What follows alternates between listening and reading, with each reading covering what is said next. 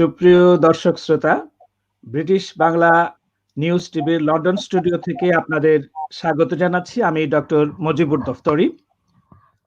আশা করি আপনারা সবাই ভালো আছেন, যে যেখানেই থাকুন না কেন ভালো আছেন, সুস্থ আছেন। আজ আমাদের টকশোর বিষয়বস্তু হচ্ছে ডায়াবেটিস যখন অন্ধত্বের কারণ, করণীয় ও চিকিৎসা পরামর্শ। আজ আমাদের মাঝে অতিথি হিসেবে আছেন ডাক্তার মোহাম্মদ জিয়াউল হক, চক্ষু বিশেষজ্ঞ ও সার্জন, যুক্তরাজ্য। তিনি সাধারণ সম্পাদক, বাংলাদেশ মেডিকেল অ্যাসোসিয়েশন, ইউকে।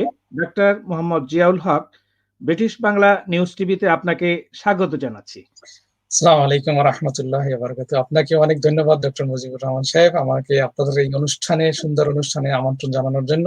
সাথে সাথে আমি দর্শকবৃন্দ যারা আমাদের অনুষ্ঠান দেখছেন সরাসরি ফেসবুকের মাধ্যমে, ইউটিউবের মাধ্যমে, তাদের সকলকে আমি অত্যন্ত প্রীতি ও শুভেচ্ছা জানিয়ে আজকে আমাদের অনুষ্ঠান শুরু করতে যাচ্ছি। Thank you. ওয়ালাইকুম আসসালাম এবং আপনাকে এই অনুষ্ঠানে স্বাগত। এই অনুষ্ঠানটি সরাসরি সম্প্রচারিত হচ্ছে ব্রিটিশ বাংলা নিউজ টিভির ফেসবুক ও ইউটিউব লাইভ থেকে। আজকে আমাদের অতিথির কাছে যদি আপনাদের কোনো প্রশ্ন থাকে তাহলে আপনারা কল করুন যুক্তরাজ্যের ফোন নাম্বারে, জনাব এটিএম মনিরুজ্জামানকে। তার নাম্বার হচ্ছে 447944289072। আমি আবার বলছি 447944289072 তো ডায়াবেটিস আজকের যে বিষয়বস্তু নিয়ে আমরা কথা বলবো আমাদের অতিথির সাথে, সে বিষয় সম্পর্কে আমি অল্প একটু আলোকপাত করব। যে বিষয়টা সম্পর্কে সেটা হচ্ছে যে বিশ্ব স্বাস্থ্য সংস্থার এক হিসেব অনুযায়ী সারা বিশ্বে প্রায় 42 কোটি লোকের উপরে ডায়াবেটিস রোগী রয়েছেন। 42 কোটি লোক। তাদের বেশিরভাগই নিম্ন ও মধ্যম আয়ের দেশগুলোতে বসবাস করেন। প্রত্যেক বছর এই রোগটির কারণে 16 লক্ষ লোকের মৃত্যু ঘটে। গত 20 বছরে বিশ্বে ডায়াবেটিস থেকে মৃত্যুর হার শতকরা 70% বেড়েছে। অনিয়ন্ত্রিত ডায়াবেটিস অঙ্গ ক্ষতিগ্রস্ত হওয়ার বড় একটি কারণ। ডায়াবেটিক রেটিনোপ্যাথির কারণে রোগীদের একটি অংশ, ক্ষুদ্র অংশ হলেও অন্ধ হয়ে যান বা তাদের দৃষ্টি ক্ষমতা অনেক কমে যায়। এক হিসেব অনুযায়ী বিশ্বে ডায়াবেটিসের কারণে অন্ধত্ব 4 লাখ এবং কম দৃষ্টি ক্ষমতা সম্পন্ন লোক প্রায় 1 কোটি। এ তথ্য হচ্ছে মায়া জর্জিওভা প্যান্ডোভার গবেষণা আর্টিকেল থেকে নেয়া। এখন আমি প্রশ্ন পর্বে ডাক্তার মোহাম্মদ জিয়াউল হকের কাছে চলে যাচ্ছি।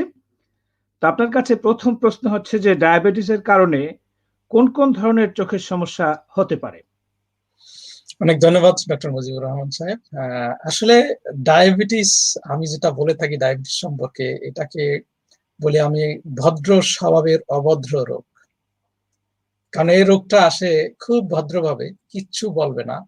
অনেকে জানতেও পারে না যে সে ডায়াবেটিক কিনা। তখন জানে যখন অনেক সিভিয়ার পর্যায়ে চলে যায়, তখন সে বুঝতে পারে ডায়াবেটিস হয়েছে। কোন কোন ধরনের চোখের সমস্যা? তো এই ক্ষেত্রে এই ডায়াবেটিস, এই ভদ্র স্বভাবের অভদ্র রোগ শরীরকে যেমন গোপনে গোপনে চুপিসারে একদম সমস্ত অঙ্গ প্রত্যঙ্গ নষ্ট করে দেয়, সেই রকম চোখকেও এটা নষ্ট করে দিতে পারে বিভিন্ন ভাবে। তার ভিতরে একটা ইম্পর্টেন্ট কারণ হলো চোখের অন্ধত্বের, যেটা ডায়াবেটিক রেটিনোপ্যাথি। লিগ্যাল ব্লাইন্ডনেস যাকে বলে, যারা একদম দেখে না চোখে, লিগ্যালি যারা ব্লাইন্ড, সেক্ষেত্রে diabetic retinopathy one of the best important causes. So সেক্ষেত্রে আমরা লিগ্যাল ব্লাইন্ড যাদের আছে, লিগ্যালি ব্লাইন্ড যারা, সেক্ষেত্রে লিডিং কজ হলো একটা ডায়াবেটিক রেটিনোপ্যাথি এবং ডায়াবেটিস। এই রেটিনোপ্যাথি ছাড়া এই ডায়াবেটিস আরো অনেক সমস্যা করতে পারে চোখে, যেমন ক্যাটারাক্ট করতে পারে। ক্যাটারাক্ট সাধারণত নর্মালি বয়সের সাথে সাথেই হয়, আরো অনেক কারণ আছে, কিন্তু ডায়াবেটিক রোগীদের ক্যাটারাক্টটা খুব তাড়াতাড়ি হয়। অন্যান্য মানে এজ রিলেটেড যে ডায়াবেটিস বয়সের সাথে যেটা হয়, তার যে বয়সে হওয়ার কথা ডায়াবেটিক রোগীদের কিন্তু তার চেয়ে অনেক তাড়াতাড়ি হতে পারে। তারপরে ডায়াবেটিস কারণে আমাদের রেটিনোপ্যাথি, ওইটা ছাড়াও রেটিনাল ভেইন অক্লুশন একটা রোগ আছে, যেটাকে চোখের স্ট্রোক বলে থাকি আমরা অনেকে, এক ধরনের। সেই রেটিনোপ্যাথি মানে রেটিনাল ভেইন অক্লুশন, সেটা মানে ভেইনটাকে বন্ধ হয়ে যায়, ব্লিডিং হতে পারে চোখের পিছনে, এবং সেটার কমপ্লিকেশনের কারণেও অন্ধ হতে পারে। তারপরে ক্যাটারাক্ট যেটা বললাম, ক্যাটারাক্ট কিন্তু আমরা প্রিভেন্ট করতে পারি অপারেশনের মাধ্যমে, সেটা পরে আসবো। তারপরে অনেকের চোখের পাতা আছে, সেই আইলিডে কিছু সমস্যা হয়, ইনফেকশন হতে পারে, বারবার ফুলে যেতে পারে, সিস্ট হতে পারে, এই ধরনের সমস্যা হতে পারে। কর্নিয়ার সেন্সেশন কমে যেতে পারে। তারপরে পিউপিল, যেটা আমরা জানি চোখের ভিতরে যে আইরিস ডার্ক এরিয়া যেটা চোখের ভিতরে, সেটার সমস্যা হতে পারে, ওটা মানে ড্যামেজ হয়ে যেতে পারে। পিউপিল আমাদের যে আছে, ছোট্ট মনি, চোখের ভিতরে ছোট্ট পিউপিল থাকে একটা, ওটার ভিতরে চোখের ভিতরে আলো ঢুকে, সেটা ভালোভাবে রিয়াকশন নাও করতে পারে। তো এই ধরনের আরো অনেক সমস্যা আছে যেটা ডায়াবেটিসের কারণে হতে পারে আর কি চোখের ভিতরে। জি, অনেক ধন্যবাদ জনাব জিয়াউল হক। তো আমার পরবর্তী প্রশ্ন হচ্ছে যে ডায়াবেটিক রেটিনোপ্যাথি জিনিসটা অরিজিনালি কি, এটা যদি আপনি দর্শক শ্রোতাদের একটু তাদের মতো করে ব্যাখ্যা করে দিতেন। রেটিনা হলো চোখের পিছনে, যে আমার ক্যামেরার ভিতরে যখন ক্যামেরা যেন ফিল্ম থাকে, যেখানে ছবিটা গিয়ে পড়ে এবং ওইটা মানে ধারণ করে, চোখের ভিতরেও কিন্তু এরকম একটা ফিল্ম আছে যেটাকে আমরা রেটিনা বলে থাকি। সেই রেটিনা যদি এখানে এই ছবিতে দেখানো হচ্ছে চোখের পিছনের রেটিনা, তো এই রেটিনা যখন অ্যাফেক্টেড হয় ডায়াবেটিসের কারণে, যদি আমরা যেমন বলি আমি অসুস্থ হয়ে গেলাম, রেটিনা যখন অসুস্থ হয়ে যায় ডায়াবেটিস কারণে, তখন তাকে ডায়াবেটিক রেটিনোপ্যাথি বলি। এবং অসুস্থ হয় কয়েকটা কারণ, এখানে কয়েকটা সিকোয়েন্স আছে। যেমন ডায়াবেটিস যখন বেশি হয় তখন ওই ব্লাড ভেসেল গুলা, রেটিনার যে ব্লাড ভেসেল যেখান থেকে মানে পুষ্টি যায় রেটিনার ভিতরে, সেই ব্লাড ভেসেল গুলার কিছু চেঞ্জ আসে, এবং এই চেঞ্জ আসার কারণে ওই ব্লাড ভেসেলের সাধারণত ব্লাড ভেসেলের ভিতরে, রক্ত নালীর ভিতরে যে রক্ত থাকে, ওটা সাধারণত লিকিং হয় না, ওখান থেকে কিছু বের হয় না। কিন্তু যখন অসুস্থ হয়ে যায় রেটিনা ডায়াবেটিসের কারণে, তখন ওখান থেকে লিকিং হয়, যখন পানির মতো বের হতে পারে ম্যাকুলার ভিতরে, যে central part of the eye, যে এই আমি এখানে দেখাচ্ছি, বা এই যে ম্যাকুলা, এইটা হলো কিন্তু চোখের একটা ইম্পর্টেন্ট পার্ট। এটা যদি নষ্ট হয়ে যায়, মানে অন্ধ হয়ে গেল, অনেক কিছু ভালো থাকলো, তারপর এই পার্টটা যদি নষ্ট হয়ে যায়, তাহলে মানে যে বলা চলে অন্ধই, বাকিগুলো ভালো থাকার পরেও।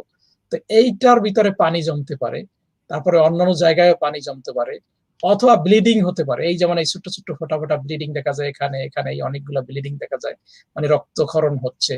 এই যে যখন রেটিনার ব্লাড ভেসেল গুলা দুর্বল হয়ে যায়, দুর্বল হওয়ারও কিছু সিকোয়েন্স আছে, সেগুলো আমি মেডিকেল টার্ম, আমি ওদিকে যাব না।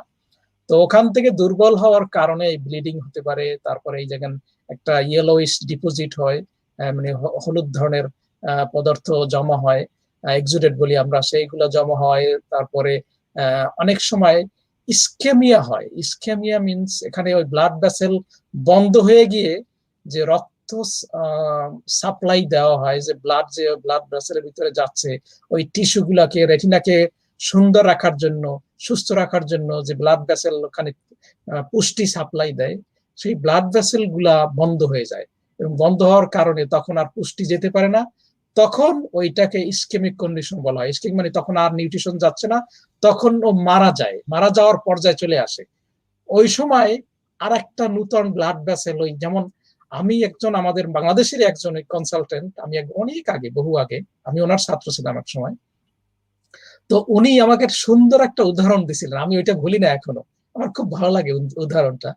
সেটা হলো যেমন ফার্মের মুরগি, এটা কিন্তু খুব তাড়াতাড়ি বেড়ে ওঠে, আবার কিন্তু মুরগিগুলা কিন্তু খুব কুইক থাকে, নাজুক থাকে, সামান্য কিছুতেই কিন্তু ওগুলা এফেক্টেড হয়ে যায়, মারা যায়। ফার্মের মুরগি যেরকম খুবই নাজুক, যখন রেটিনার পিছনে ব্লাড ভেসেল গুলা নূতন ব্লাড ভেসেল তৈরি হয়, কারণ যখন ওই রেটিনাটা নষ্ট হয়ে যাচ্ছে, মারা যাচ্ছে, তখন সে বলে তাড়াতাড়ি আমাকে রক্ত দাও, আমাকে পুষ্টি দাও, আমি মারা যাচ্ছি। তখন যেহেতু ওই ব্লাড ভেসেল গুলা বন্ধ হয়ে আছে, ব্লাড সাপ্লাই দিতে পারছে না, তখন ওই নূতন কিছু একটা হরমোন মানে সিক্রেশন হয়, ওইটার মাধ্যমে নূতন কিছু ব্লাড ভেসেল খুব তাড়াতাড়ি তৈরি হয়, যেটাকে ওই ফার্মের মুরগির মতো বলা হয়, তাড়াতাড়ি জন্মগ্রহণ করে কিছু ব্লাড ভেসেল, এবং ওই ব্লাড ভেসেল গুলা দুর্বল থাকে। ওই দুর্বল ব্লাড ভেসেল গুলা তাড়াতাড়ি আবার মানে ব্লিডিং করে, সামান্য কিছু কারণে ওই ব্লিডিং করে দুর্বল ব্লাড ভেসেল গুলা। এই জন্য রক্তক্ষরণ হয়, রক্তক্ষরণ হওয়ার পরে রেটিনার অনেক সাবসিকুয়েন্ট অনেক ড্যামেজ হয়ে যায় এবং তার কারণে মানুষ অন্ধ হয়ে যায়। এটা হলো মেইন সিকোয়েন্স। আমি সংক্ষেপে সহজ বাংলায় যাকে বলে একটু বলার চেষ্টা করছি। জি, অনেক অনেক ধন্যবাদ আপনাকে। তো ডায়াবেটিক এই যে সমস্যাটা, রেটিনোপ্যাথি, এটা হলে তার রোগীদের কি কি ঝুঁকির মধ্যে ফেলে দেয়? ডায়াবেটিক রেটিনোপ্যাথি যখন হয় তখন কিন্তু একটা হলো যেটা বললাম যে ব্লিডিং হতে পারে। প্রথম শুরু হয় ছোট ছোট ব্লিডিং দিয়ে, এবং তারপরে যদি চিকিৎসা করা না হয়, ডায়াবেটিস যদি কন্ট্রোল না করা হয়, তখন আস্তে আস্তে ব্লিডিং এর পরিমাণ বেড়ে যায়। ব্লিডিং বেড়ে যাওয়ার পরে তখন যদিও আমরা তখনও চিকিৎসা না করি অথবা ডায়াবেটিসকে কন্ট্রোল না করি, তাহলে কিন্তু আস্তে আস্তে ওই যে বললাম যে ওই ব্লাড ভেসেল গুলা তৈরি হবে, ওখান থেকে সিভিয়ার ব্লিডিং হবে, এবং সেই ব্লিডিং যদি হয় ওইটাকে আমাদের অনেক অপারেশনের মাধ্যমে ব্লাডটাকে সরাতে হয়, আর কোনো কোনো ক্ষেত্রে সরানোর পরে তারপর লেজার দিতে হয়। লেজারও যদি না দেওয়া হয় ঠিক মতো, তাহলে কিন্তু ওর ভিতরে রেটিনাল ডিটাচমেন্ট হতে পারে, একটা মেমব্রেনের মতো তৈরি, একটা পর্দা আর একটা রেটিনার উপর দিয়ে আর একটা পর্দার মতো তৈরি হয়, যেটা কনস্ট্রাকশন হয়, স্কারিং হয়। মানে এইসব কারণে পুরা রেটিনাটা নষ্ট হয়ে যায়, তখন মানুষ অন্ধ হয়ে যেতে পারে। আচ্ছা, এবং এছাড়াও এছাড়াও কিন্তু ওই যে আমি বললাম যে ডায়াবেটিস কারণে যদি আর সাথে হাই ব্লাড প্রেশার থাকে, তাহলে কিন্তু অনেকের ওই যে রেটিনাল ভেইন অক্লুশন যাকে বলি, আর একটা কন্ডিশন, যেটার কারণেও মানুষ ওই ব্লিডিং হতে পারে, এবং ওখান থেকে ওই যে ম্যাকুলার ভিতরে পানি জমতে পারে এবং সেটার ক্ষেত্রে অন্ধ হয়ে যেতে পারে ওইগুলা, এবং রেটিনাল ডিটাচমেন্টের যে সিকোয়েন্স এগুলাও তৈরি হতে পারে। আরো গ্লুকোমা হতে পারে। গ্লুকোমা কিন্তু আর একটা ইম্পর্টেন্ট কন্ডিশন যেটা ডায়াবেটিসের কারণে হতে পারে, যেটা আমি প্রথমে মেনশন করি না। গ্লুকোমা যেটা দুই কারণে হতে পারে। একটা ডায়াবেটিসের জন্য নর্মাল যে গ্লুকোমা আছে, প্রাইমারি ওপেন অ্যাঙ্গেল গ্লুকোমা বলি আমরা, সেটার রিস্ক বেড়ে যায়। আবার ডায়াবেটিক কন্ট্রোল না করার কারণে এর সিকোয়েন্স হিসাবে পরে, মানে ওই ইফেক্ট হিসাবে পরে কিন্তু একটা গ্লুকোমা হয়, নিউভাস্কুলার গ্লুকোমা যাকে বলে, সেটা খুবই ডেঞ্জারাস কন্ডিশন। ওটা হওয়া মানেই ও চোখটা আর বাঁচানো গেল না বলা চলে আর কি। জি, কন্ডিশন।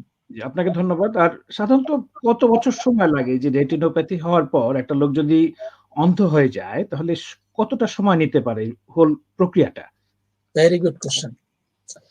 আসলে ডায়াবেটিস যাদের হয় তাদের 1/3 রোগীদের ডায়াবেটিক রেটিনোপ্যাথি সাধারণত হয়, এবং সেটা আর্লি স্টেজে। ডায়াবেটিক রেটিনোপ্যাথি যাদের হয় তাদের আবার 1/3 রোগীদের সিভিয়ার স্টেজে ডায়াবেটিক রেটিনোপ্যাথিতে চলে যেতে পারে। ডায়াবেটিস দুই ধরনের আসলে, আমরা জানি টাইপ 1 এবং টাইপ 2। এটা মোটামুটি সবাই এখন জানে। টাইপ 1 ডায়াবেটিস সাধারণত ইয়াংদের হয়ে থাকে, এবং টাইপ 2 ডায়াবেটিস এটা বয়স্কদের হয়। এবং এই যে টাইপ 1 ডায়াবেটিস যেটা, এই টাইপ 1 ডায়াবেটিস ক্ষেত্রে এই যে ডায়াবেটিক রেটিনোপ্যাথি, এটা কিন্তু 40% দায়ী কিন্তু টাইপ 1 ডায়াবেটিস, আর টাইপ 2 ডায়াবেটিস কিন্তু 20%। আর যখন যদি কারো ডায়াবেটিস হয়, তার বয়স যদি 30 বছরের নিচে থাকে, অ্যাকর্ডিং টু স্ট্যাটিস্টিক্স আমি বলতেছি, 30 বছরের নিচে যাদের বয়স, তাদের যদি ডায়াবেটিস হয়, তাহলে সেক্ষেত্রে ডায়াবেটিস ধরা মানে শুরুর 10 বছর পরে তাদের চান্স থাকে ডায়াবেটিক রেটিনোপ্যাথি হওয়ার 50%। ডায়াবেটিস শুরুর 10 বছর পরে 50% চান্স থাকে ডায়াবেটিক রেটিনোপ্যাথি হওয়ার। তারপরে যদি আরো পরে আমরা যদি চিন্তা করি, তাহলে কিন্তু ডায়াবেটিক রেটিনোপ্যাথি হওয়ার চান্স প্রায় 90% চলে যায়। অনেক বেশি কিন্তু চলে যায় ডায়াবেটিক রেটিনোপ্যাথি হওয়ার চান্সটা। আবার সাধারণত যখন ডায়াবেটিস হয় আমাদের, যেটা টাইপ 2 ডায়াবেটিস, সেক্ষেত্রে আমরা দেখি যে ডায়াবেটিস যখন হয়, শুরু হওয়ার 10 বছরের মধ্যে সাধারণত ডায়াবেটিস রেটিনোপ্যাথি হয় না, খুব রেয়ার, খুবই কম। হইলে 10 বছরের পরে 12, 13, 14 বছরে সাধারণত আমরা দেখি আর্লি সাইন্স শুরু হয়। তারপরে আর একটা জিনিস, অনেকে কিন্তু আবার ডায়াবেটিস যখন জানে না আসলে ডায়াবেটিস হয়ে গেছে, যখন ডক্টরের কাছে আসে, তখন অলরেডি 5% কেসে ডায়াবেটিক রেটিনোপ্যাথি হয়ে আছে অলরেডি। এটা খুবই মানে কমন আমরা ফাইন্ডিং যা পেয়ে থাকি। তবে ডায়াবেটিস যখন শুরু হয়, মানে বাচ্চাদের, একদম বাচ্চাদের, তাদের কিন্তু রেটিনোপ্যাথি তাড়াতাড়ি হয় না, এবং 5 বছরের মধ্যে সাধারণত খুব একটা পাওয়া যায় না।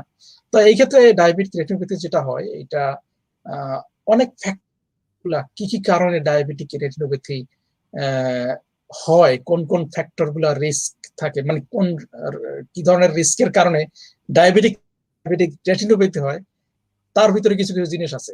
যেমন একটা আমি বলি, যদি আমার ধরেন ডায়াবেটিস আছে বা আমাদের কারো যদি ডায়াবেটিস থাকে, সে যদি ডায়াবেটিসটাকে প্রপারলি কন্ট্রোল না করে, অনেকে আছে ডায়াবেটিক আছে সে কন্ট্রোল করে না, তখন কিন্তু ডায়াবেটিক হওয়ার চান্সটা কিন্তু বেড়ে যায়।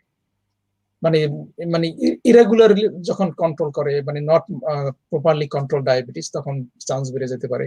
আবার লং স্ট্যান্ডিং ডায়াবেটিস, যেমন ডায়াবেটিস যখন হয়েছে একটা ডিউরেশনের কারণে, একজন হয়তো আমি শুরুতেই বলছিলাম যে একটু যাদের 30 বছরের কাছ পরে কিন্তু 90% চান্স হয়ে যেতে পারে ডায়াবেটিস হওয়ার। তো এই জন্য একটা ডিউরেশনের কারণে একটা ডায়াবেটিস হওয়ার রিস্ক থাকেই, ওটাকে কোনোভাবে মিনিমাইজ করা যাবে না। কিন্তু প্রপারলি কন্ট্রোল যদি করা হয় ডায়াবেটিস, তাহলে কিন্তু চান্সটা অনেক মিনিমাইজ করা যায়। তারপরে একটা জিনিস আছে আমাদের, মানে যদি প্রেগনেন্ট লেডি যারা, প্রেগনেন্সি অবস্থায় কিন্তু ডায়াবেটিসটা ঠিকমতো কন্ট্রোল অনেক সময় করা যায় না, এবং প্রেগনেন্সির ক্ষেত্রে আরো কিছু ফ্যাক্টরের কারণে ডায়াবেটিক রেটিনোপ্যাথির রিস্কটা কিন্তু একটু বেড়ে যায় প্রেগনেন্সির কারণে। আবার আরেকটা, যেমন কারো যদি হাই ব্লাড প্রেশার থাকে, আমি আগেও বলেছিলাম হাই ব্লাড প্রেশার যদি থাকে, তাদের কিন্তু ডায়াবেটিক রেটিনোপ্যাথি হওয়ার চান্স বেড়ে যেতে পারে। আবার যদি কেউ কিডনি ডিজিজ থাকে, এই জন্য আরেকটা কথা বলে রাখি, ক্ষেত্রে যাদের কিডনি ডিজিজ আছে, ডায়াবেটিস আছে, তাদের কিন্তু ব্লাড প্রেশারটা কন্ট্রোল বেশি করতে হয় নর্মাল রোগীদের চেয়ে, নর্মাল হাইপারটেনসিভ রোগীদের চেয়ে ডায়াবেটিক এবং কিডনি ডিজিজ যাদের আছে তাদের ব্লাড প্রেশারটা একটু বেশি কন্ট্রোল রাখতে হয়, কারণ এখানে এটা আরো সমস্যা করে। এবং এর অনেক কারণে ডায়াবেটিক রেটিনোপ্যাথি করতে পারে, রেটিনাল স্ট্রোক করতে পারে, রেটিনাল ভেইন অবস্ট্রাকশন করতে পারে, এমনকি রেটিনাল আর্টারি ব্লক হয়ে যেতে পারে, এই ধরনের অনেক সমস্যা হতে পারে। এবং যাদের কোলেস্ট্রল আছে বেশি, তাদের কোলেস্ট্রলটাকে কন্ট্রোল করতে হবে, যদি না করে সেখান থেকে রেটিনোপ্যাথির চান্স বেড়ে যেতে পারে। তারপরে অ্যানিমিয়া যাদের আছে, সেই অ্যানিমিয়া রোগীদের ক্ষেত্রেও কিন্তু ডায়াবেটিক রেটিনোপ্যাথির চান্স বেড়ে যেতে পারে। এমনকি স্মোকিং, তারা স্মোকিং করে, কমন একটা জিনিস, সেক্ষেত্রে কিন্তু রেটিনোপ্যাথির চান্সটা অনেক বেড়ে যেতে পারে। তার সবচেয়ে বড় কথা হলো ডায়াবেটিসটাকে কন্ট্রোল রাখতে হবে, এটা হলো ইম্পর্টেন্ট জিনিস, সাথে সাথে বাকিগুলোকে কন্ট্রোল করতে হবে। Thank you. জি, অনেক ধন্যবাদ জনাব জিয়াউল হক। তো কিভাবে ডায়াবেটিস সম্পর্কিত অন্ধত্ব প্রতিরোধ করা সম্ভব? কোনো উপায় আছে কি যে এটা? অবশ্যই অবশ্যই, আমি অলরেডি যে ফ্যাক্টর গুলোকে বললাম, যে আসলে আমরা জানি যে prevention is better than cure. আমরা যদি কোনো রোগটাকে প্রিভেন্ট করতে পারি হওয়ার আগে, তাহলে কিন্তু রোগটা হয়ে যাওয়ার পরে ওটাকে চিকিৎসা করার অনেক ঝামেলা থেকে আমরা মুক্ত হয়ে যেতে পারি। এই জন্য নাম্বার ওয়ান হলো আমাদের ডায়াবেটিস যাতে না হয়, এইটাকে আগে দেখতে হবে। ডায়াবেটিস কাদের হয়, একটা যেমন আমাদের ফ্যামিলি রিস্ক থাকে, যাদের ফ্যামিলি আছে, ফ্যামিলিয়াল ডায়াবেটিস যেটা, সেটা একটা রিস্ক আছে, সেই রিস্কটাকেও কিন্তু আমরা কমিয়ে নিয়ে আসতে পারি। যেমন যাদের শরীরটা একটু, মানে বিএমআই জানি, একটা যে আমাদের শরীর ওজন এবং হাইট, ভেজাল মেটাবলিক ইন্ডেক্স যেটা আছে, শরীরের ওজন এবং হাইট, এইটাকে আমরা দেখা হয়, ইন্ডেক্স একটা করা হয়, মেজারমেন্ট করা হয়। যাদের, যেমন আমার ধরেন 5 ফুট 3.5 ইঞ্চি আমি সাইজ, আমার বডি হাইট, আমার ওজন হওয়ার কথা 60-র মধ্যে থাকা উচিত। তা আলহামদুলিল্লাহ আমি 60-র মতো, 60, 59 এর মধ্যে, আমি 60-র নিচেই আমি সবসময় থাকি আলহামদুলিল্লাহ। থেকে 2001-এ আসছি লন্ডনে, 2001 থেকে আমি 60-র উপরে কোনো সময় যাই নাই আলহামদুলিল্লাহ, এটা আল্লাহর অশেষ রহমত, এবং আমি চেষ্টা করি মেনটেন করার। এরকম যাদের বডি মাস ইন্ডেক্স যাদের আর কি, BMI sorry, body mass index যাদের হাই থাকে, অনেক বেশি থাকে, যারা হাইট, বডির সাইজটা অনেক বেড়ে যায়, হয়তো খাবার দাবার ক্ষেত্রে একটু কন্ট্রোল কম করে, অথবা এক্সারসাইজ করে না সাধারণত, এইসব যদি হয়, যেন বিএমআই যদি বেশি হয়ে যায়, মানে বডি ওয়েটটা যদি বেড়ে যায়, তাহলে কিন্তু তাদের ডায়াবেটিসের চান্স খুব বেশি থাকে। একটা হতে পারে এইটাকে। সুতরাং বডি ওয়েটটাকে কন্ট্রোল করতে হবে, খাওয়া দাওয়ার ক্ষেত্রে কন্ট্রোল করতে হবে যাতে ডায়াবেটিস না হয়। কারণ আমরা যদি বেশি সুগার জিনিস খাই, বা আমাদের বডির ওজন বেশি থাকে, শরীরের ভিতরে সুগার বেশি জমে, আমাদের যে প্যানক্রিয়াস যেটা ইনসুলিন সিক্রেট করে, যে হরমোনটা সিক্রেট করে, যেটা ব্লাড সুগারটাকে কন্ট্রোল করে, সেই ওভার অ্যাক্টিং হয়ে যাবে, মানে সেই প্যানক্রিয়াসটা আমার অতিরিক্ত সুগার তাকে মানে ইউটিলাইজ করার জন্য তার অনেক কাজ করতে হবে। বেশি কাজ যখন করে, তখন তো সে আস্তে আস্তে নষ্ট হয়ে যাবে। যে কোনো অর্গানই যখন ওভার অ্যাক্টিভ থাকে, অনেক বেশি কাজ করে, তখন কিন্তু আস্তে আস্তে সেটা নষ্ট হয়ে যায়। আমরা যখন পাম্প মেশিন বলি, মাঝে মাঝে এক্সাম্পলটা দিই, পাম্প মেশিন, আমি একটা পাম্প মেশিন দিয়ে, আমি ধরেন আমাদের গ্রামের মানুষ পাম্প মেশিন ইউজ করে, 25 বিঘা জমিতে যদি আমি একটা পাম্প মেশিন দিয়া পাম্প করতে পারি, আমি যদি সেখানে 50 বিঘা জমির পাম্প করতে চাই ওই মেশিন দিয়া, মেশিন কিছুদিন পরে নষ্ট হয়ে যাবে, স্বাভাবিক। আমাদের শরীরে প্রত্যেকটা অঙ্গ প্রত্যঙ্গ কিন্তু আল্লাহ আমাদের হাইট অনুযায়ী বডির সাইজ দেওয়ার কথা ছিল, এবং ওইভাবেই অর্গানগুলো তৈরি হওয়া। আমরা যদি বডি সাইজ অনেক মোটা করে ফেলি, অনেক বেশি বড় বানিয়ে ফেলি, এটা কিন্তু আল্লাহর দোষ না, এটা কিন্তু আমাদের দোষ, আমরা করেছি। তো এই জন্য ওই অর্গান গুলাও কিন্তু আস্তে আস্তে ইনএক্টিভ হয়ে যাবে, যেমন ডায়াবেটিস হতে পারবে। এই জন্য যারা বেশি একটু ওভার ওয়েট, তাদের কিন্তু ডায়াবেটিস বেড়ে যায়, তাড়াতাড়ি ডায়াবেটিস হয়। এটা ফ্যামিলিয়াল ছাড়াও বডি ওয়েটটাকে কন্ট্রোল করতে হবে। তারপরে আমাদের খাওয়া দাওয়া যেটা বলছে সেটাকে কন্ট্রোল করতে হবে। তারপরে ব্লাড প্রেশার বেশি থাকলে কন্ট্রোল করতে হবে, কিডনি প্রবলেম থাকলে সেটাকে কন্ট্রোল করতে হবে, স্মোকিং করতে থাকলে আমি স্মোকিংটাকে কন্ট্রোল করব। এইসব যে রিস্ক ফ্যাক্টর গুলো যেগুলো বলেছিলাম, সেগুলোকে যদি আমরা কন্ট্রোল করি, তাহলে কিন্তু আমাদের ডায়াবেটিক রেটিনোপ্যাথি হওয়ার চান্স অনেক কমে যাবে ইনশাআল্লাহ। জি, অনেক ধন্যবাদ আপনাকে। তো এ রোগের বর্তমানে কোন কোন ধরনের চিকিৎসা পদ্ধতি আছে প্রচলিতভাবে? হ্যাঁ, ডায়াবেটিসের আসলে নাম্বার 1 চিকিৎসা তো কন্ট্রোল, ডেফিনিটলি কন্ট্রোল। তারপরে সেকেন্ড ওয়ান, যে আমাদের যদি ডায়াবেটিক রেটিনোপ্যাথি, যেমন একটা হলো ম্যাকুলোপ্যাথি হয়, যেটা আমি আগে বলেছিলাম, আমার ছবিটা যদি দেখানো যেত এখানে, তাহলে যেমন ওই যে ম্যাকুলোপ্যাথি সেন্টার অফ দা, এই যে সেন্টার, যে এখানে এই লোকের কিন্তু ম্যাকুলোপ্যাথি হয়ে আছে, এই যেখানে এক্সুরেট হয়ে আছে অলেকটিসে, এখানেও ম্যাকুলোপ্যাথি হয়ে আছে। এইটা যদি হয়ে থাকে, তাহলে এখানে যদি লিকিং হয়, আমাদের লেজার করে, আমরা সাধারণত যদি অল্প লিকিং হয় একটু দূরে দূরে, একদম সেন্টার থেকে একটু দূরে যদি থাকে, তাহলে আমরা লেজার করে ওটাকে ঠিক করা হয়।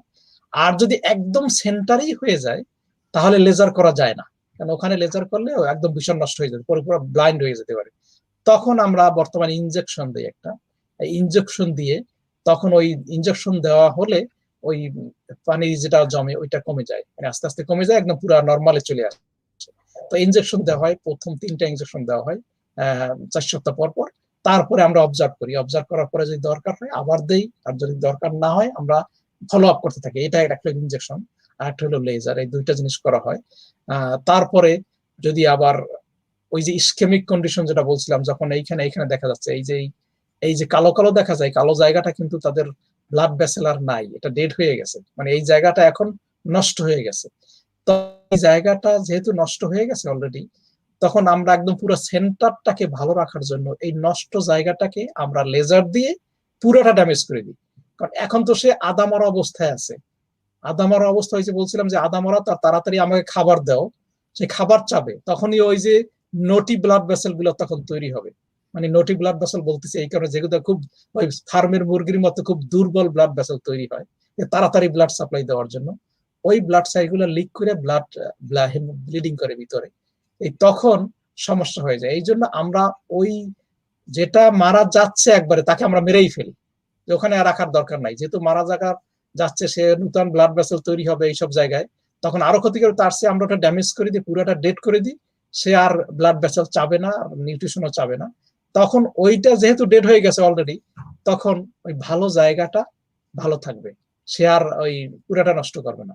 এই জন্য ওইটাকে আমরা ডেড করে দিই লেজার করার মাধ্যমে। এই জন্য অনেক জায়গায় লেজার, এখানে এই ছবিতে এখানে নাই যদিও দেখা যাচ্ছে না, অনেক লেজার করা হয়, অনেক ছবি থাকলে দেখা যায়। লেজার করে আমরা সেন্টারটাকে ভালো রাখি, পেরিফেরিটাকে নষ্ট করে দিই, পেরিফেরিতে নষ্ট করে দিই, যাতে আর ওগুলো আর দরকার নাই। আমার সেন্টারটা, আমি আগেও বলেছি, centre is the main part of the vision. তো সেন্টারটা আমরা ভালো রাখার জন্য পেরিফেরিটুকুকে আমরা নষ্ট করে দিই লেজার করে।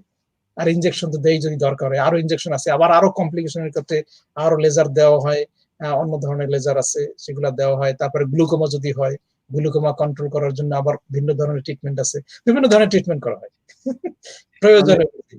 জি, অনেক ধন্যবাদ আপনাকে জিনিসটা ব্যাখ্যা করার জন্য। তো বাংলাদেশে এই যে ডায়াবেটিক রেটিনোপ্যাথি আছে, এটার ঝুঁকি কমানোর জন্য কি কি ধরনের পদক্ষেপ নেওয়া যেতে পারে? একটা হলো আমাদের শরীরটাকে কন্ট্রোল, আগেও দৌড়াইতে হবে ইচ্ছে মতো। দৌড়ানো মানে আমাদের এক্সারসাইজ করা দরকার শরীর কন্ট্রোলের জন্য। আর বাংলাদেশে দৌড়ানোর জায়গা অনেক ভালো আছে, আর আমাদের মাঠে মাঠে গ্রামে গঞ্জে তো সবাই ইচ্ছা মতো খোলা জায়গায় দৌড়াতে পারি। মানে শরীরটাকে কন্ট্রোল করতে হবে, মানে হেলথ, মানে বডি ফিট রাখতে হবে একটা জিনিস। তারপরও যাদের ডায়াবেটিস হয়েছে, সেই ডায়াবেটিসটাকে মেডিসিনের মাধ্যমে তো কন্ট্রোল করতে হবে, খাবারের মাধ্যমে প্রথম চেষ্টা করতে হবে, সেটা যদি না পারা যায় মেডিসিনের মাধ্যমে কন্ট্রোল করতে হবে। আমি আমার এক ডক্টর জুনিয়র ফ্রেন্ডের বাবা ঢাকায়, আমি অনেক আগে তার বাসায় গেছিলাম। ওনার ডায়াবেটিস, যখন ওনার বাসায় গিয়েছিলাম, ধানমন্ডি লেকের পাশে ওনার বাসা ছিল, তো তখন ওনার 35 বছর ডায়াবেটিসের বয়স। ডায়াবেটিসের বয়স 35 বছর, ওনার বয়স না। অথচ আমি তখন আমি সম্ভবত ইসলামী আই হসপিটালে ছিলাম। তো ওনাকে আমি দেখার পরে দেখলাম যে 35 বছর ডায়াবেটিস, কোনো পরিবর্তন নাই। তার মানে ওয়েল কন্ট্রোলড ডায়াবেটিস, তার কোনো পরিবর্তন নাই। উনি কিছুদিন আগে মারা গেছেন, আল্লাহ ওনাকে জান্নাত বাসী, খুব ভালো মানুষ ছিলেন। যাই হোক, তো এটা হলো কন্ট্রোল করতে হবে। তারপরে যাদের ডায়াবেটিস হয়ে গেছে, বাংলাদেশে এখানে ওই স্ক্রিনিং সার্ভিস, যখন আমরা ইউকেতে করে থাকি, আমাদের একটা ডায়াবেটিক স্ক্রিনিং সার্ভিস আছে। যাদের ডায়াবেটিস আছে তাদের চোখটাকে প্রতি বছর পরীক্ষা করা হয়, মানে চোখটাকে পরীক্ষা করা হয় যে ডায়াবেটিস কোনো চেঞ্জ আসছে কিনা ভিতরে। এইটাও যদি বাংলাদেশে আমরা স্ক্রিনিং সার্ভিস যদি চালু করতে পারি গভর্নমেন্টের মাধ্যমে, বিভিন্ন জায়গায় যেমন সাব সেন্টারে, উপজেলা সাব সেন্টার, এটার জন্য খুব একটা বেশি যে ট্রেনিং নিতে হবে তাও না। সব জেনারেল ডক্টর যারা আছেন ওখানে, তাদেরকে যদি একটু হালকা ট্রেনিং দিয়ে দেওয়া হয়, তারা কিন্তু স্ক্রিনিং সার্ভিসটা চালু করতে পারেন প্রত্যেকটা হসপিটাল, উপজেলা হেলথ কমপ্লেক্সে। খালি কিছু ক্যামেরা দরকার, ওইটা ছবি তোলার ক্যামেরা দরকার, এইটি আর কি মেইনলি। তারপর কিন্তু তারা এটাকে টেস্ট করতে পারবেন। ওখানে যদি ডায়াবেটিক স্ক্রিনিং করা হয়, ওখানে যদি কোনো ডায়াবেটিকের সাইন পাওয়া যায় রেটিনোপ্যাথির, তাহলে তারা উপরের লেভেলে রেফারেল করবেন রোগীদেরকে, যেখানে চিকিৎসা দেওয়া যেতে পারে। যেমন আমি বললাম, যেহেতু বরিশালে আপনার বাড়ি, আমারও ওখানে বাড়ি, তো মঠবাড়িয়া থেকে যদি আমরা রোগী সেন্ড করি, তাহলে বরিশালে হয়তো আমরা পাঠাতে পারবো। আর এখন তো ট্রান্সপোর্ট খুব একটা কোনো সমস্যাই না, বিভিন্ন জায়গা থেকে এরকম করতে পারে। তো এইরকম মেডিকেল কলেজ গুলা অথবা ভালো যে আই হসপিটাল যদি কোথাও থাকে, সেখানে তার রেফার করতে পারবে, রেফার করলে তারা ওখানে চিকিৎসা করতে পারবে। আর্লি ডায়াগনোসিস যদি হয়, তাহলে কিন্তু প্রিকশন নেওয়ার ক্ষেত্রে অ্যাডভাইস ভালো দিতে পারবে, চিকিৎসা করার ক্ষেত্রেও ভালো দিতে পারবে, এবং ম্যাকুলোপ্যাথি হয়ে যে অন্ধ হয়ে যায় সেটাও প্রিভেন্ট করা যাবে, এবং আর রেটিনোপ্যাথির মাধ্যমে অন্য যে সমস্যাটা হয় সেটাকেও চিকিৎসা করা যাবে। এই জন্য স্ক্রিনিং সার্ভিসটা চালু করা খুবই দরকার, এবং ডায়াবেটিসটাকে ওয়েল কন্ট্রোল রাখতে হবে ইনশাআল্লাহ। জি, অনেক ধন্যবাদ জনাব জিয়াউল হক। আমার পরবর্তী প্রশ্ন হচ্ছে যে ডায়াবেটিক রোগীদের যে রেটিনোপ্যাথি হয়, এটার প্রপোর্শনটা কেমন? হাজারে বা লাখে কতজন লোক ডায়াবেটিক রোগীদের কতজনের ওই রেটিনোপ্যাথি হতে পারে? আসলে এটা যেমন 1/3 কেসে এটা হতে পারে। যে ডায়াবেটিস আছে তাদের 1/3 কেসে রেটিনোপ্যাথি হতে পারে। আবার যাদের রেটিনোপ্যাথি আছে 1/3 কেস তাদের সিভিয়ার পর্যায়ে যেতে পারে। বুঝছেন? এটা হলো তাই 1/3 মানে 33% এরকম, বা এরকম 30% বা 35% এরকম ডায়াবেটিক রোগীদের রেটিনোপ্যাথি হতে পারে। এবং আবার যাদের রেটিনোপ্যাথি তাদের ওইরকম 35 বা 33% কেসেস সিভিয়ার পর্যায়ে যেতে পারে। তবে যত ডেভেলপ হচ্ছে, ওয়ার্ল্ড যত ডেভেলপ হচ্ছে, এই রেটটা কিন্তু আমাদের কনসিয়াসনেস এর কারণে, আমরা যেহেতু হেলথ কনসিয়াস হয়ে যাচ্ছি। ডাক্তার জিয়াউল হক স্যার, আপনার প্রতি একটা প্রশ্ন এসেছে, আপনি যদি উত্তরটা দেন যে স্যার, চোখের ইনফেকশন টিআর কি? হয়তো ইনফেকশন মনে হয়, ইনজেকশন লেখা আছে। জি, চোখের ইনফেকশন টিআর কি? এখানে লেখা আছে ইনজেকশন, আমার মনে হয় ইনফেকশন হতে পারে। ইনফেকশন টিআর, আপনি স্ক্রিনে দেখতে পারেন প্রশ্নটা। ইনজেকশন, আপনি স্ক্রিনে দেখতে পারেন। চোখের ইনজেকশন টিআর কি? জি, ইনজেকশন টিআর তো ঠিক ইনফেকশন। এখন হলো একটা হলো আমাদের চোখের টিয়ার আছে। এখন এই টিয়ার দিয়ে উনি কি বুঝাচ্ছে আমি ঠিক বুঝতেছি না। টিয়ার, আমাদের চোখের পানি আছে, একটা টিয়ার আছে, এখানে ডাক্ট আছে, ডাক্টের মাধ্যমে চোখের পানিটা ডাক্টের মাধ্যমে চলে যেতে পারে। আর টিআর আমি ঠিক বুঝতেছিলাম না টিআর দিয়ে উনি কি বোঝাচ্ছে, আল্লাহ জানে। যাই হোক, উনি যদি ওটা ক্লিয়ার করতে পারতেন তো আমি তাহলে আরো হয়তো ইনফেকশন টিয়ার, ইনজেকশন টিয়ার, ইনজেকশন দেওয়া হয়, যেটা আমি বললাম ডায়াবেটিসের কারণে চোখের ভিতরে ইনজেকশন দেওয়া হয়, সেটা ইনজেকশনের কারণে ট্রমাটিক কোনো কিছু বুঝাচ্ছেন কিনা, মানে ট্রমাটিক রেটিনোপ্যাথি, মানে ট্রমাটিক রেটিনাল ডিটাচমেন্ট একটা হতে পারে। আমি ঠিক কোশ্চেনটা বুঝতে পারি নাই আসলে। আমরা দেখি যে উনি আবার যদি প্রশ্ন করেন তাহলে আপনার কাছে আবার আসবো। তারপর আরেকটা প্রশ্ন আপনার কাছে হচ্ছে যে যেসব ছাত্রছাত্রী ভবিষ্যতে চিকিৎসক হিসেবে পেশা গড়ে তুলতে চায় বাংলাদেশে, লন্ডনে বা অন্য কোথাও, তাদের প্রতি আপনার কি কোনো বিশেষ পরামর্শ আছে? অবশ্যই, অবশ্যই। আমরা জানি একজন ডক্টর কিন্তু যে হিউম্যানিটেরিয়ান সার্ভিস দিতে পারে, এটা কিন্তু সবাই দিচ্ছে। কিন্তু এইটা কিন্তু আমি এই জন্য বলছি, কারণ মানুষ যখন অসহায় অবস্থায় থাকে, একজন অসহায় অবস্থায় যখন তার সহায়তার জন্য কেউ যখন এগিয়ে আসে, তখন যার কাছে যায় তার যে মানসিক একটা ফিলিং যে চলে আসে, এটা কিন্তু সহজে কেনা যায় না। কিন্তু যেমন আমরা সব সার্ভিসে আমাদের দরকার, সবটাই দরকার পৃথিবীতে চলার জন্য। ডক্টর যেমন দরকার, ইঞ্জিনিয়ার তেমন দরকার, টিচার তেমন দরকার, প্রফেশনাল ডিভিশন সবই দরকার। কিন্তু আমি ডক্টরদেরকে এই জন্য আলাদা এই জন্য বলছি, কারণ তার একটা মানবিক কাজ এমন ভাবে করে যেটা মানুষের হৃদয়কে টাচ করে, হৃদয়ের ছোঁয়া লাগে যেখানে, এবং বিপদের মুহূর্তে তার কাছে চলে আসে।